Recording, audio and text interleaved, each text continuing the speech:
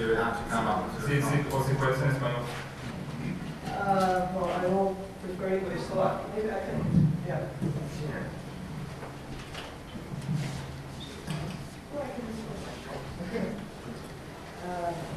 Okay. Doesn't work. Okay. So another question is, if it is known in Cuba among common people if they released political prisoners, and how does it come that there officially were no political prisoners and now there are 52 released? So this is just a question, maybe also for you, if you have any other information about this issue. Thank you. Can I comment on that? Yeah. Well, you're raising a logical question, a normal question, but nothing in Cuba is normal or logical. There is no logical way of thinking, there is no logical flow of information, there is no consequential way of thinking, but there is just a perception of the reality the way it is, and there is just melancholy and lethargic attitude.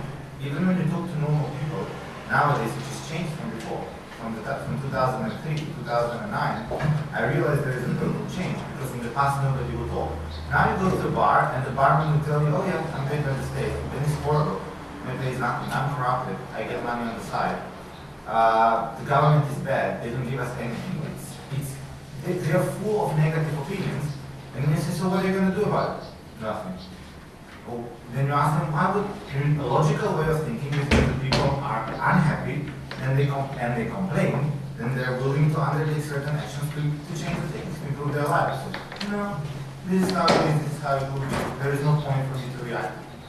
It's a totally different mindset that people have been trained to accept the reality the way it is. So yes, there are political prisoners. Everybody knows that they are legally sentenced on something else. Everybody knows that they are released, that the information is being spread on the island quite quickly. But nobody's taking any action because they know that there is going to be no effect of their reaction. And this is the worst part of the entire situation. There is no energy for things to move on. And it's very defeating. This is why we need to be more present over there. And this is why we need to talk more to the people to explain them that actually when you complain, you should undertake an action in order to change the things. This is how it functions logically in the rest of the world, except in Cuba. And maybe we should touch upon another issue on what political internationals can do, and that is to have a joint initiative towards the United States to change its stupid position on the environment. At least to lift the travel restrictions of the US citizens to be able to travel to Cuba, because then there will be more people on the island who will be able to talk to the barman, to the hotel man, to those who work in transport, to those who work in the markets, to people on the streets, and explain them what kind of logical way of thinking there is.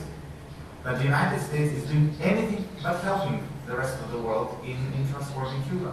And this is something that maybe the political international should have an ambition, not only to lobby the European Commission, but to lobby the politicians in the United States to change the stupid embargo policy. Gracias. ¿Más preguntas? Sí. Sí. David, por favor. Sí, bueno, creo que el discurso del embargo es el propio discurso de la isla, ¿no?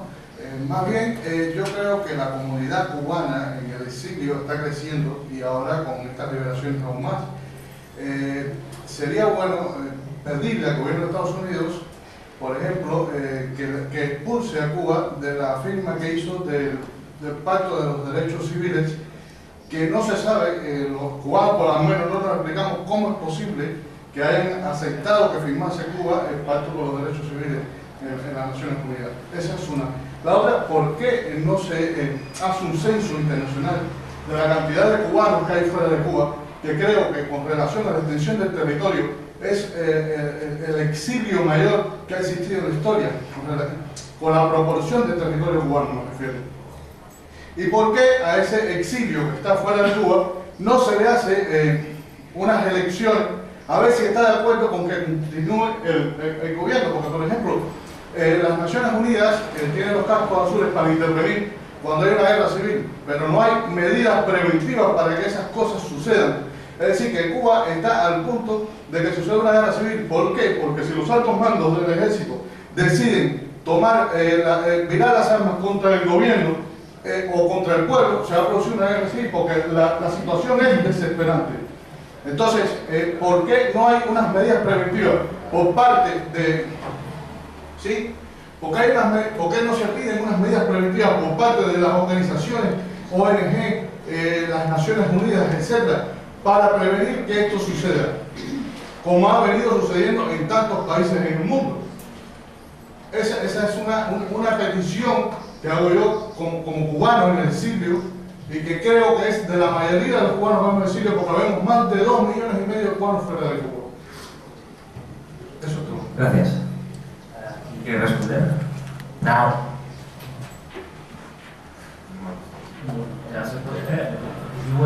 Hacemos una ronda de preguntas y cuando te dicen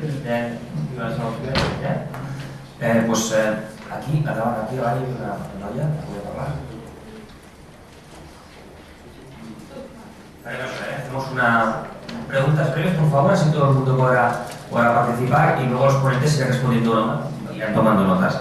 Gracias. Sí, bueno, más que una pregunta, yo quería hacer un poco de respuestas a este señor que acaba de hablar, que yo también soy cubana y no estoy en la misma posición que él, estoy de acuerdo con lo que ha planteado Ignas. Y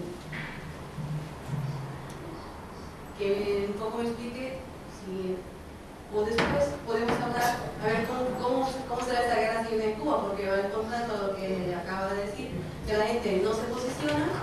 Entonces, ¿cómo habría una guerra civil? Porque no la veo. Y estoy de acuerdo con ella también. Creo que uno de los logros de estas liberaciones es que el gobierno ha reconocido que hay presos políticos. Gracias. ¿Más preguntas, compañero?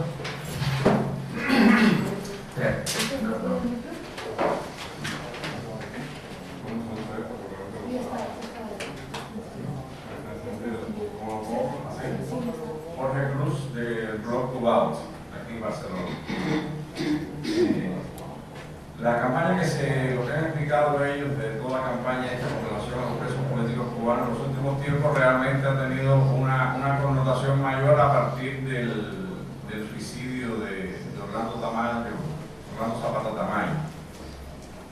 Sin embargo, yo soy cubano también, español, y siempre me ha llamado mucho la atención la relevancia que tiene aún el gobierno de Cuba en muchos medios internacionales y en muchísimos medios de prensa que son muy proclives a apoyar al régimen de La Habana.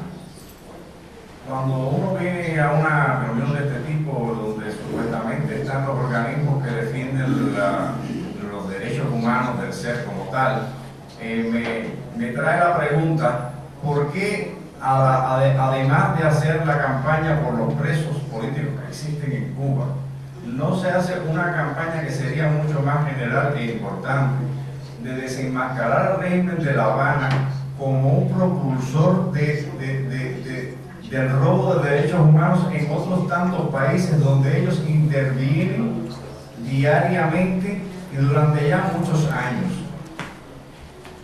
La influencia del pisoteo de los derechos humanos, por ejemplo, desde Cuba a Venezuela, es evidente. Eso yo no veo que se denuncie eso en ningún sitio. Y así en veintitantos países de América Latina, en Irán, en muchos sitios. Y eso podría ayudar mucho a lo que es contrarrestar la campaña del embargo. Es cierto que el embargo es una estupidez, pero la otra gran estupidez de la democracia es permitir que el régimen de La Habana se expanda por todo el mundo sin darles explicaciones a nadie, metido por debajo, y realmente lo que están fomentando es que desaparezcan los derechos humanos, porque esa es la esencia del régimen de La Habana. Muchas gracias. Gracias.